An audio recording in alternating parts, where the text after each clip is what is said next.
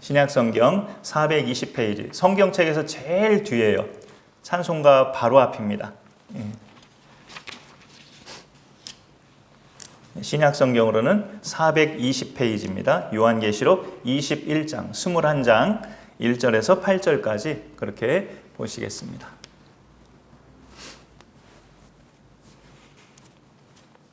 요한계시록 거의 뒷장이죠. 우리 일단 보시는 분들은 1절부터 8절까지 우리가 같이 오늘은 또 합독으로 읽어보겠습니다. 1절부터 시작.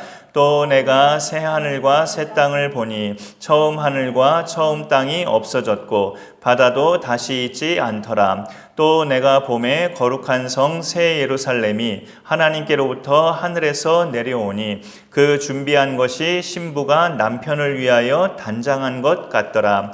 내가 들으니 보좌에서 큰 음성이 나서 이르되 하나님의 장막이 사람들과 함께 있음에 하나님이 그들과 함께 계시리니 그들은 하나님의 백성이 되고 하나님은 친히 그들과 함께 계셔서 모든 눈물을 그 눈에서 닦아주시니 다시는 사망이 없고 애통하는 것이나 곡하는 것이나 아픈 것이 다시 있지 아니하리니 처음 것들이 다 지나갔음이러라.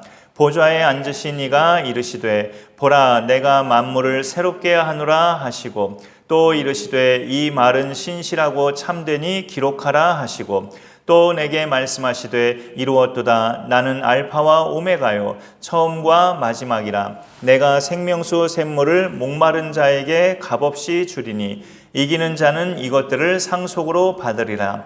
나는 그의 하나님이 되고 그는 내 아들이 되리라. 그러나 두려워하는 자들과 믿지 아니하는 자들과 흉악한 자들과 살인자들과 음행하는 자들과 점술가들과 우상숭배자들과 거짓말하는 모든 자들은 불과 유황으로 탄 못에 던져지리니 이것이 둘째 사망이라. 아멘.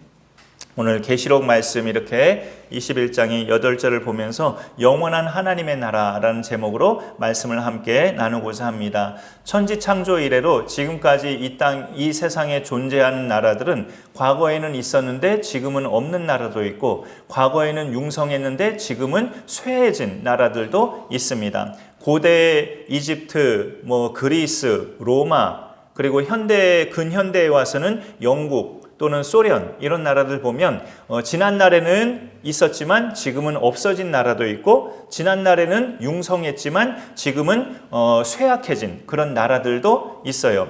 세상 나라 중에는 영원한 강대국도 없고 영원한 복지국가도 없어요.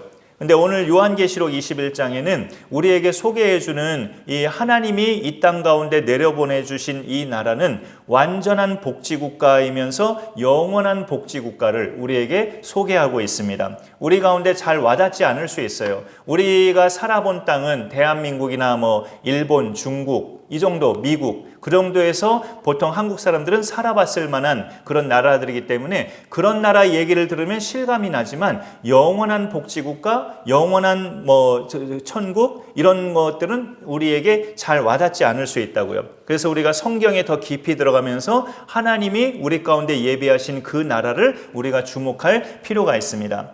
이 땅의 복지국가들도 가난한 나라들에 비하면 복지가 안 돼 있는 나라들에 비하면 이런 것들은 적어요. 아픔이나 질병 또 치료를 제때 못 받아서 안타깝게 빨리 죽는 것 이런 것들이 복지국가는 적은 편이라고요. 가난한 나라들이 그런 나라는 좀 빈번하고 복지국가는 그만큼 복지가 잘 돼 있어서 그런 아픔이나 질병이 적은 편이긴 하죠. 그런데 오늘 말씀에 보면 그런 아픔이나 질병이 적은 정도가 아니라 아예 없는, 아예 일도 없는 그런 나라를 우리 가운데 소개하는 거죠. 4절에 보면 모든 눈물을 그 눈에서 닦아주시니 다시는 사망이 없고 애통하는 것이나 곡하는 것이나 아픈 것이 다시 있지 아니하리니 처음 것들이 다 지나갔음이러라 라고 되어 있습니다. 특별히 여기 여러 가지 중에 다시는 사망이 없다는 이 말은 죽음이 없다는 거죠. 이걸 가리켜서 죽음 없는 삶을 뭐라고 하냐? 예수님이 자주 말씀하시는데 영생이라고 해요. 영원히 살아가는 그 삶이죠. 영생. 다시는 사망이 없다. 어디가 이렇다는 거예요? 라고 묻는다면 1절에 내가 새하늘과 새 땅을 보니 라는 말씀이 있고요. 2절에면 그 새하늘과 새 땅 안에서 특별히 믿는 자들이 모여서 살 곳이 더 이렇게 범위가 좁혀지는데 바로 새 예루살렘 성이에요. 새 예루살렘 성, 거룩한 성이라고 여기 2절에서 말씀하고 있죠. 거기가 그렇다는 거예요. 거기가 뭐 어떻다는 겁니까? 모든 눈물이 그 눈에서 닦아지고 다시는 사망과 애통과 아픈 것이나 곡하는 것이나 슬픔이 없는 곳이 바로 새 예루살렘이라는 곳이죠. 우리 예수 믿는 사람들이 보통 말하는 천국, 우리가 믿지 않는 자들에게 예수님 믿으면 사후에 여기 가십니다 라고 말하는 그 천국이에요. 거기서 그곳을 여기 오늘 말씀에서는 새 예루살렘이라고 표현하고 있습니다. 그 성을 보니까 요한이 본 느낌을 그대로 표현하는 건데요. 2절 하반절에 신부가 남편을 위하여 단장한 것 같더라. 그 새 예루살렘이 준비된 걸 보니까 신부가 자기 남편 될 사람을 위해서 단장한 것 같이 그렇게 참 아름답고 아주 섬세하고 정말 멋진 그런 곳이란 최상의 표현을 그렇게 하는 거죠.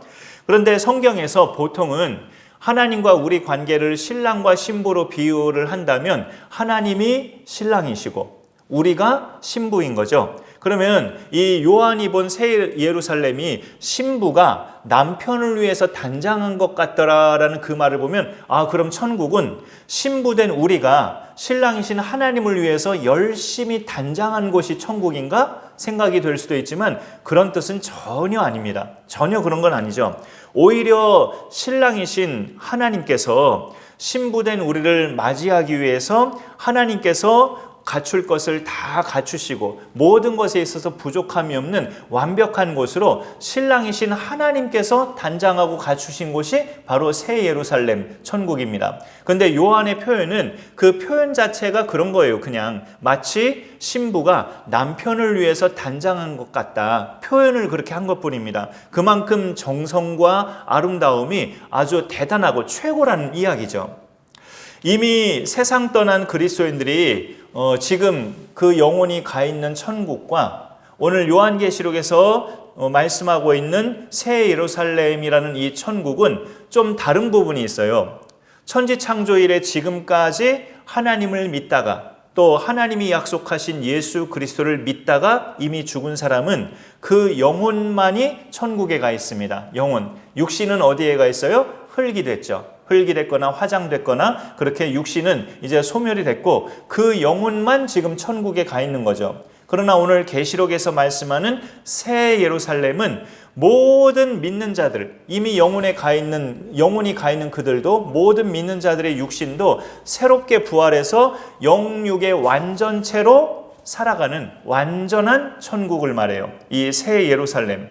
이 천국에 없는 것을 4절에서 말했었는데 눈물과 사망과 애통과 곡하는 것, 아픈 것 이런 것들이 일체 없다는 거죠. 오늘 말씀을 보면 우리 마음이 그런 4절을 볼 때 흥분되기도 하고 우리 마음속에 천국을 소망하면서 살게도 되는데 사실 이 4절보다 더 흥분되는 것은 그 앞에 3절 이게 더 중요한 부분이죠. 내가 들으니 보좌에서 큰 음성이 나서 이르되 여기서부터 보면 이제 그런 함께 있다는 말이 3번 나오는데요. 보라 하나님의 장막이 사람들과 함께 있음에 하나님이 그들과 함께 계시리니 그들은 하나님의 백성이 되고 하나님이 친히 그들과 함께 계셔서 이렇게 함께 하나님이 직접 함께 하신다는 말씀이 3절에 3번이나 있습니다. 이 땅에서 겪는 슬픈 일, 비극적인 일이 천국에는 일체 없는 이유가 뭐냐? 천국이니까 그것도 답이 될 수 있겠지만 그게 근본적인 답이 아니고 왜 거기에는 그런 슬픈 것들이 없느냐? 하나님이 친히 우리와 함께 계심으로 하나님이 직접 우리와 함께 계심으로가 가장 본질적인 답이죠. 천국이라면 당연히 그런 게 없겠지. 하나님을 이야기하지 않고 막연하게 천국만 이야기하면 그게 불완전한 답이 되죠. 그런데 천국이 왜 슬픈 일, 비극적인 일, 그렇게 죽음과 곡하는 것, 그렇게 아픈 것이 일체 없느냐? 천국이니까 라는 답보다는 하나님이 직접 우리와 함께 계시니까 이게 더 본질적인 답이에요. 지금 살고 있는 이 세상도 예수님 믿는 자들에게는 물론 하나님이 함께 하시고 부활하시고 승천하신 예수님도 함께 하시죠. 그러나 정확히 말씀드리면 우리 곁에서 함께 하시는 분은 성령님이에요. 성령님. 그것도 눈에 보이지 않는 그런 영으로 함께 하시죠. 하나님은 실질적으로 성경 기록을 보면 지극히 높은 보좌에 계시고 예수님은 그 우편에 앉아 계시고 우리가 살고 있는 이 지상에서 우리 곁에 함께 하시는 하나님은 성령님으로 성경은 소개하고 있어요. 육안으로 그것도 보이지 않는 상태라서 믿음 있는 사람만 느끼면서 살아갈 수 있죠. 그러나 주님이 재림하시고 지금 세상이 막을 내리고 새하늘과 새 땅으로 단장된 곳에서 우리가 영생할 때는 하나님이 직접 우리와 함께 하신다고, 그런 상태가 된다고 말하는 겁니다. 하나님은 영이시기 때문에 그때 가서 그분이 우리처럼 사람의 모양으로 눈에 보이게 계시는가, 그런 말이라기보다 하나님은 계속 영으로 계시지만 믿음의 사람인 우리에게는 느껴지고 이제 보일 수 있다는 거죠. 그리고 특별히 이 땅에 우리 때문에 오셔서 십자가 지시고 부활하신 예수님은 사람으로 오셨다가 그 사람의 모습으로 그대로 승천하셨어요. 그러니까 다시 오실 때도 그 사람의 형체, 부활하신 그 형체를 가지고 우리 눈에 볼 수 있게 예수님은 오십니다. 그러니 적어도 예수님은 우리와 같은 형체로 우리가 직접 만나 뵐 수 있는 거죠. 그게 사실 흥분되는 거죠. 그 예수님을 뵙는 것이, 그 예수님을 만나는 것이 살아계신 하나님을 만나는 거니까. 그리고 새하늘과 새 땅 안에 우리가 실제로 살아갈 곳은 아까 말씀드린 것처럼 새 예루살렘 성이에요. 그 2절에 보면은 또 내가 보매 거룩한 성 새 예루살렘이 하나님께로부터 하늘에서 내려오니라고 되어 있습니다. 하늘에서 이 땅으로 내려오는 천국으로, 이 마지막 완성된 천국은 그렇게 말하고 있어요. 우리가 하늘로 쭉 올라가서 하늘에서 산다는 개념이 아니고 하늘에서 하나님이 마련하신 그 완성된 천국이 이 땅 가운데 내려오는 그런 개념으로 요한계시록 21장은 말씀하고 있습니다. 거룩하고 깨끗하고 죄가 일체 없는 그것은 결코 이 땅의 것에는 없어요. 그게 다 하늘에서 내려오는 것만이 거룩하고 깨끗하고 일체 죄가 없는 것입니다. 우리 예수님도 하늘에서 오신 분이죠. 요한계시록에 보면 너희는 땅에서 났고 나는 하늘에서 났으니 이런 말씀을 하셔요. 예수님도 하늘에서 오신 분이셔요. 하나님께로부터. 그러니 죄가 일체 없는 분이시죠. 그런 분이 죄로 더럽혀진 우리를 깨끗하게 하시고자 우리의 죄값을 자기가 받으셨는데, 그래서 하늘에서 오셨지만 사람으로 오셨어요. 그분은 독특하게 육신으로 오셨고 육신을 입고 오셨는데, 완전히 깨끗하신 분이 육신으로 세상에 오셔서 그 육신이 형벌을 받으신 거죠. 우리의 더러운 죄값을 그 육신이 피 흘려 죽으심으로 대신 우리 죄값을 당하셨어요. 피 흘리시고 살을 찢기시고 정신적으로는 하나님 아버지께 버림받으시고 십자가에서 그렇게 우리 죄값을 담당하셨어요. 그래서 예수님의 그 값진 공로를 믿는 사람은, 그 바꿀 수 없는 그 가장 값진 그 주님의 공로를 믿는 사람은 죄를 용서받는 파격적인 은혜를 받아요. 모든 죄를 너는 이제 너의 죄는 사해졌다. 너는 이제 죄 없는 사람으로의 상태다. 의인으로 인정받는 파격적인 그런 선물을 받아요. 이 은혜 받은 사람만이 새 예루살렘 성이라는 천국에서 영생할 수 있습니다. 이 은혜를 받은 사람을 오늘 말씀에서는 뒤로 가보면 이기는 자라고 표현합니다. 이 땅에서의 믿음 생활에서 이기는 자. 7절에 보면 이기는 자는 이것들을 상속으로 받으리니 나는 그의 하나님이 되고 그는 내 아들이 되리라. 예수님을 믿는 순간부터 이미 우리는 하나님의 자녀라고 성경은 말씀하고 있어요. 천국에서는 하나님과 함께 살아가는 상태에서 그분의 자녀입니다. 지금은 신분만 그렇게 우리가 인정받고 하나님이 선포하셨고 하시지만 천국에서는 하나님과 직접 한 집안에서 살듯이 함께 살아가는 상태에서 하나님의 자녀인 거예요. 자녀는 당연한 이야기지만 부모의 상속자가 자녀죠. 우리를 가리켜서 하나님의 상속자라고 말합니다. 로마서 8장 16절 17절에 보면 성령이 친히 우리의 영과 더불어 우리가 하나님의 자녀인 것을 증언하시나니 자녀이면 또한 상속자 곧 하나님의 상속자요 그리스도와 함께한 상속자니 예수님도 아버지의 상속자인데 우리도 예수님처럼 똑같이 하나님 아버지의 상속자라는 파격적인 선물을 우리에게 주신 거예요. 대단히 영광스러운 약속인데 그 뒤에 말씀을 보면 우리가 그와 함께 영광을 받기 위하여 고난도 함께 받아야 할 것이니라 라는 말씀이 뒤따라옵니다.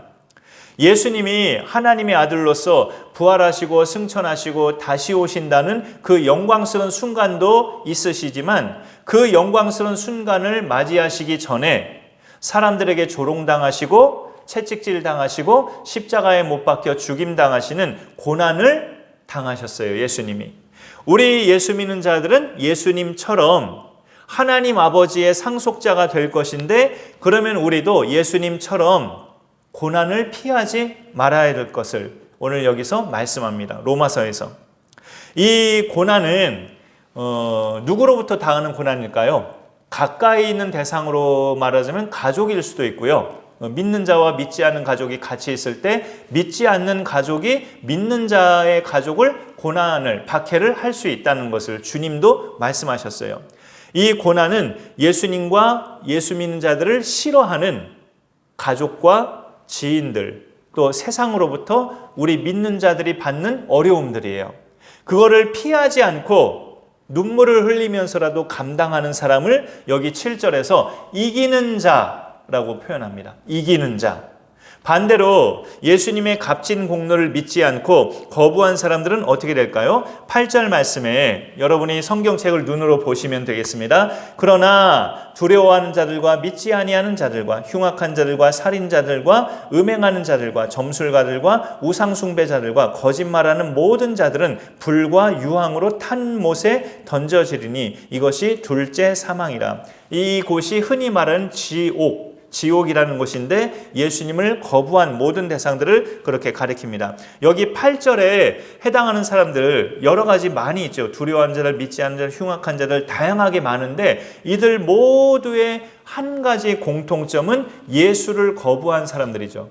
예수 믿기를 예수가 하나님의 아들이심을 인정하지 않고 그가 자신의 구원자 될 수 있음을 거부한 모든 사람들이라고 볼 수 있습니다. 뒤집어 말씀드리면 예수님을 믿는 사람들은 여기 8절에 이런 조항들에 해당할 수 없다는 거죠. 예수님을 구주로 믿는 사람들은 이 8절에서 열거되는 거에 해당하지 않는 사람들이라는 겁니다. 두려워하는 자들이 제일 먼저 나오는데 두려워하는 자들은 하나님을 두려워한다는 걸 말해요. 하나님이 달갑지 않고 하나님이 나타나면 반갑거나 기쁘지가 않고 두려운 자들. 아담과 하와가 하나님 말씀에 불순종하고 죄를 지은 후에 동산 나무 사이에 숨었잖아요. 그것도 하나님의 소리를 듣고 숨었어요. 죄를 지으면 하나님이 두려워서 하나님을 만나고 싶지 않죠. 피하고 싶은 그런 두려움을 말해요. 그런 두려워하는 자들과 그 두려워하는 자들 뒤에는 그 믿지 아니하는 자들이 같이 직결되어 있죠. 연결되어 있죠. 누가 하나님을 두려워하느냐? 하나님을 믿지 아니하는 자들이 두려워합니다. 하나님을 거부하고 믿지 아니한 자들의 그 모든 따라오는 공통점들이 흉악함, 살인, 음행, 점술, 우상숭배, 거짓말 이런 모든 것들이 죄악의 요소들이 따라온다는 거죠. 이런 것들이 해당되고 같이 따라오면서 근본적으로 하나님을 두려워하고 믿지 아니한 자들은 여기 제일 끝에 보면은 불과 유황으로 타는 못에 던져지리니 이것이 둘째 사망이라. 영원한 죽음을 둘째 사망이라고 이렇게 표현하고 있습니다. 그러나 하나님의 독생자 예수 그리스도를 믿는 자들은 이미 앞에서 우리가 봤지만 새하늘과 새 땅으로 그렇게 마련된 그 공간에 새 예루살렘, 마치 신부가 남편을 위해서 단장한 것 같이 하나님이 우리를 위해서 멋지고 아름답게 단장한 그 새 예루살렘이라는 영원한 복지국가, 완전한 복지국가인 그 천국에서 영생하게 됩니다. 절대 망하지 않고 쇠하지 않는 하나님 나라 백성으로서 이 땅에서도 우리가 그러기 위해서 예수님 잘 붙들고 성경을 따라서 우리가 하루하루를 변함없이 살아가는 것이 중요합니다. 올 한 해도 몇 주 안 남았지만 이 한 해 남은 주간에도 우리가 변함없이 예수님 잘 붙들고 성경 말씀을 따라 살아가는 것이 중요하고, 새해 2025년도도 나이 한 살 더 먹는 거 우리가 마음적으로 불편할 수 있지만 그만큼 우리가 하나님과 가까이 간다는 생각으로 더 우리가 한 살 한 살 먹을수록 우리가 주님을 따라 성경 말씀을 따라 그렇게 살아가는 믿음의 삶이 아름답게 지속될 수 있기를 간절히 축원합니다. 네, 제가 기도하겠습니다. 하나님 아버지 감사합니다. 오늘도 함께 하신 분들과 주의 말씀 또 나누게 하시니 감사합니다. 오늘도 이렇게 같이 하신 우리 홍경태 아버님과 홍명광 아드님 또 전도사님과 사모 저 주님께서 이렇게 믿음 가운데 아버지는 불러주시고 하나님을 예배하게 하시니 감사합니다. 우리의 영육의 강건함을 항상 지켜주시고 하나님 말씀을 우리가 들을 때마다 우리 귀에 들려지고 우리 마음 가운데 받아지는 그런 생명의 믿음의 말씀이 될 수 있도록 하나님 함께하여 주옵소서. 하나님이 우리를 위해서 예비하신 새하늘과 새 땅, 새 예루살렘, 완전한 천국에서 우리가 영생하는 그날을 맞이하기까지 이 땅에서 사는 동안에 예수님 잘 붙들고 성경 말씀을 따라 우리가 믿음으로 끝까지 잘 살아갈 수 있도록 하나님 함께하여 주옵소서. 예수님의 이름으로 기도합니다. 아멘. 예, 오늘 말씀 이렇게 또 잘 기억하시고 우리가 믿음 따라 살아가면 좋겠습니다. 찬송가 235장 같이 부르십니다. 찬송가 235장 보아라 즐거운 우리 집 같이 부르십니다. 예, 235 보아라 즐거운 우리 집 그렇게 제목이 되어 있습니다. 찬송가 노래 부분이죠.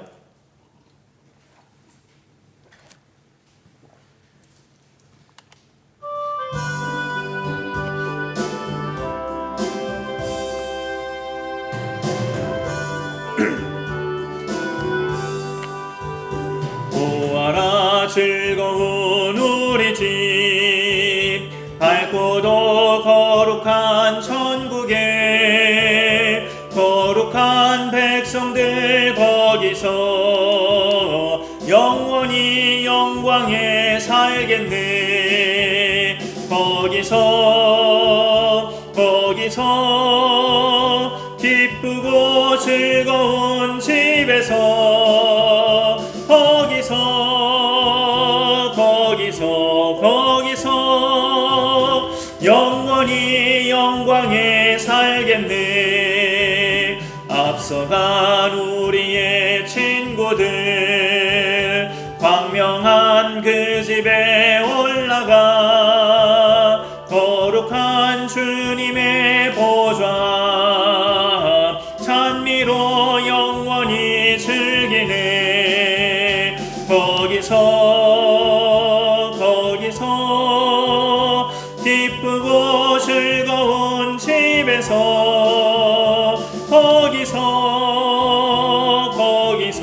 거기서 찬미로 영원히 즐기네. 우리를 구하신 주님도 거룩한 그 집에 계시니 우리도 이 세상 떠날 때에 주님과 영원히 살겠네. 거기서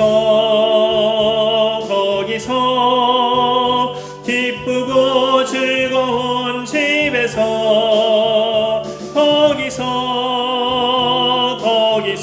거기서 주님과 영원히 살겠네.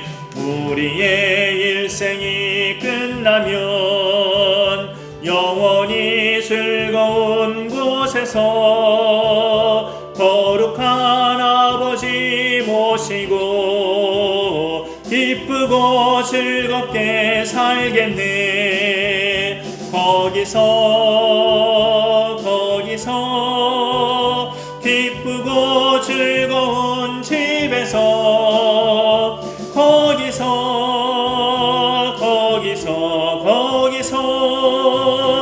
기쁘고 즐겁게 살겠네. 축도 후에 자유롭게 조금 더 기도하다가 우리 점심 먹도록 하겠습니다.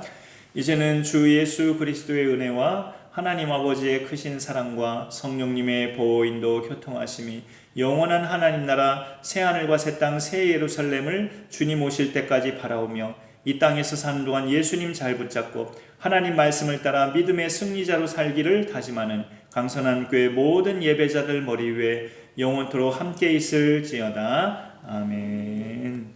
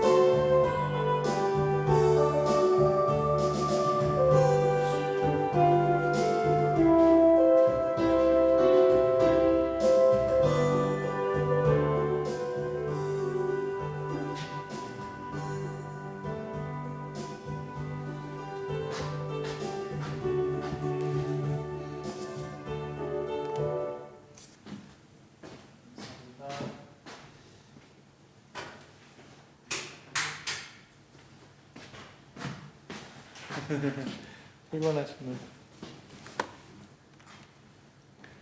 부활하신 우리 집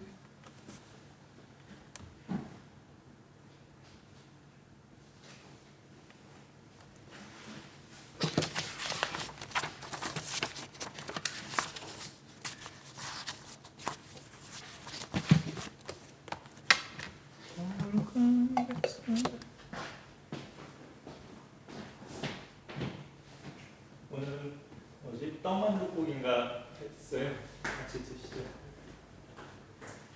좀 빼고.